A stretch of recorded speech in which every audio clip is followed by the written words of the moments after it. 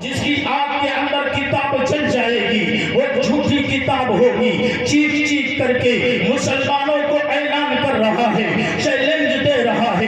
ایک نوجوان دوڑتا ہوا اور لوگوں حضرت مولانا شاہ عبد العزیز علیہ الرحمہ کے پاس پہنچتا ہے اور یوں کہتا ہے, حضرت مسلمانوں کی تو ناک کٹ گئی ہے, مسلمانوں کی تو ناک کٹ گئی ہے, مسلمانوں کی تو ناک کٹ گئی ہے. حضرت والا کتب خانے کے اندر کتاب کا مطالعہ کر رہے تھے, حضرت نے کتاب کو بند کر دیا.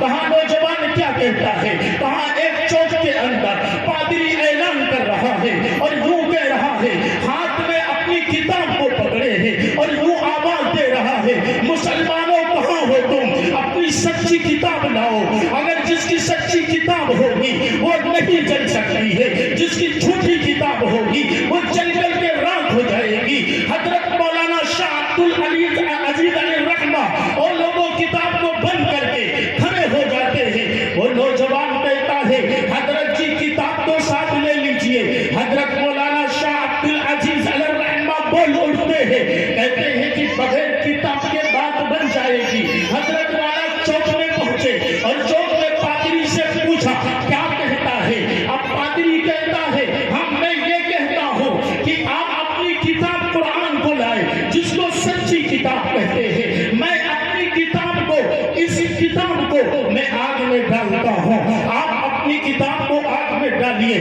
رب کعبہ کی قسم مولانا شاہ عبد العزیز علیہ الرحمہ کہتے ہیں, کوئی میں شیعہ تھوڑو نہ ہوں, میں اپنے ہاتھ سے قرآن کو آگ میں ڈال دو. ارے میں فیصلہ یوں کرتا ہوں. مولانا شاہ عبد العزیز علیہ الرحمہ بول اٹھے اور کہا کہ بات بن جائے گی. جس کتاب کا تو عاشق ہے, جس کتاب کا تو دیوانہ ہے, اس کتاب کو تو اپنے سینے سے لگا لے. میں جس کتاب کا, قرآن کا عاشق ہوں, میں جس قرآن کو سچی کتاب کہتا ہوں, میں نہیں بلکہ جس کو قرآن کہہ رہا ہے, الف لام میم ذالک الکتاب لا ریب, وہ میں اپنی اس لا ریب کتاب کو سینے سے لگاتا ہوں. چل میں بھی آگ کے اندر کودتا ہوں, تو بھی آگ کے اندر چھلانگ لگا دے.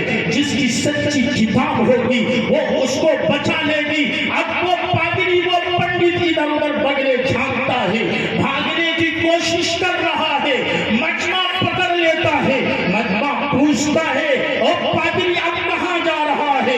اب سنو وہ پادری کیا کہتا ہے, کہتا ہے میں نے کتاب کے اوپر اپنی بائبل پر مسالہ لگا رکھا تھا, مگر میں نے اپنے جسم پر کوئی مسالہ نہیں لگایا, میں تو جل کر کے راکھ ہو جاؤں گا.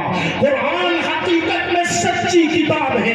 آج مسلمانوں ہم بس اور ذلت کی نگاہوں سے کیوں دیکھے جا رہے ہیں. آج ہم نے قرآن مقدس کو بس پشت ڈال دیا ہے.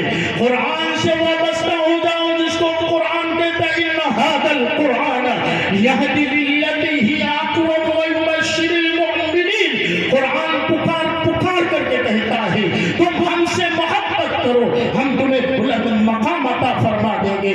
قرآن وہ کتاب ہے. سیدنا عمر فاروق رضی اللہ تعالیٰ عنہ قرآن سے وابستہ ہوئے تو قرآن نے آپ کو بلند مقام عطا کر دیا. مکہ مکرمہ کی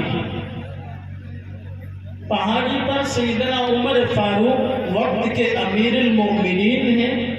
حضرت سیدنا عمر فاروق پہاڑی پر چڑھ رہے, آپ کے ساتھ لشکر ہے, فوج ہے.